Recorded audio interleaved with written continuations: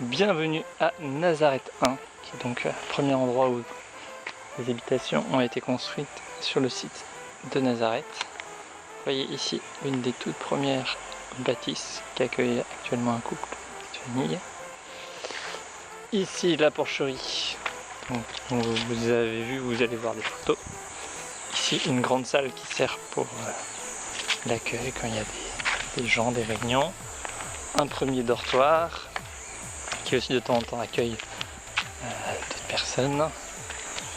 Une traditionnelle paillote, comme vous avez vu. Comme je vous l'avais dit, on en a un peu partout dans le pays. Et ici, un deuxième dortoir qui ne sert plus beaucoup, il me semble.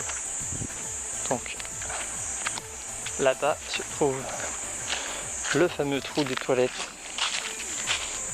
dont vous avez parlé au tout début, qu'on avait creusé avec des volontaires. Donc voilà, c'est du bon trou.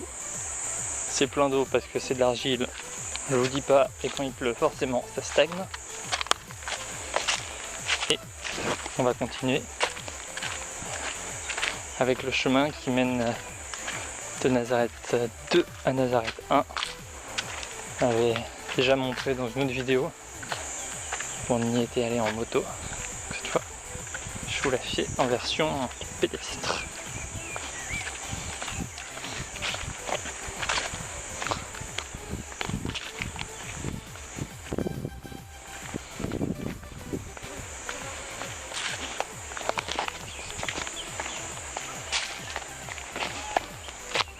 On a une forêt avec des palmiers plantés. Et qui sont donc, comme vous voyez, exploités pour faire du vin de palme qui après est distillé dans un alambic, on va dire traditionnel, pour faire du sodabi.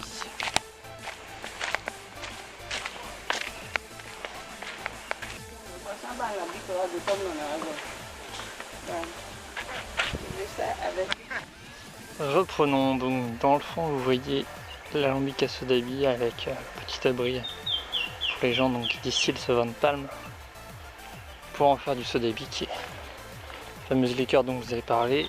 Et donc là reprenons le chemin entre Nazareth 1 et Nazareth 2. Vous pouvez le voir ici. C'est une forêt plantée principalement d'acacias. Il y a aussi un certain nombre de palmiers qui eux sont utilisés pour faire du sodabi qu'on plante au bout de quelques années pour en extraire du vin de palme.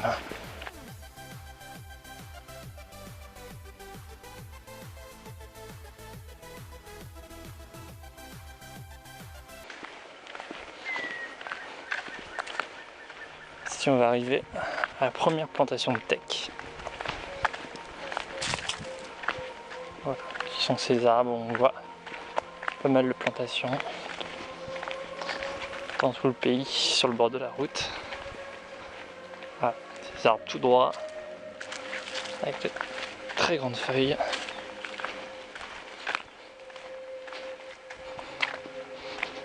Donc voilà, un des travaux quotidiens, c'est de tailler justement ces tecs, garder que ceux qui sont droits, en bonne santé, tout ça.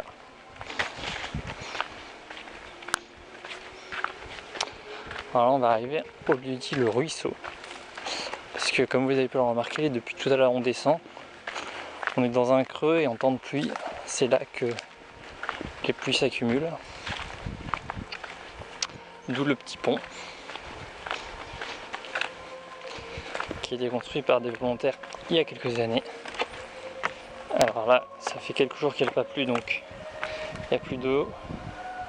Là, il faut imaginer qu'ici il y a de l'eau et tout le long là, c'est dans l'eau.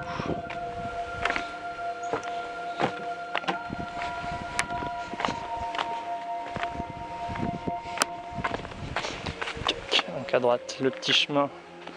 Par là, c'est le chemin vers les ananas de vidéo d'avant. Et là, c'est l'autre chemin. l'embranchement qui nous mène à Nazareth 2.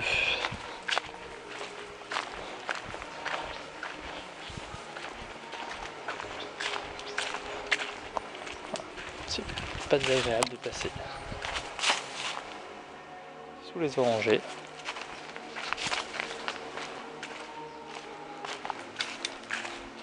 Voilà. Ça, vous avez un bon aperçu aussi du chemin qu'on fait plusieurs fois par jour entre les deux Nazareth.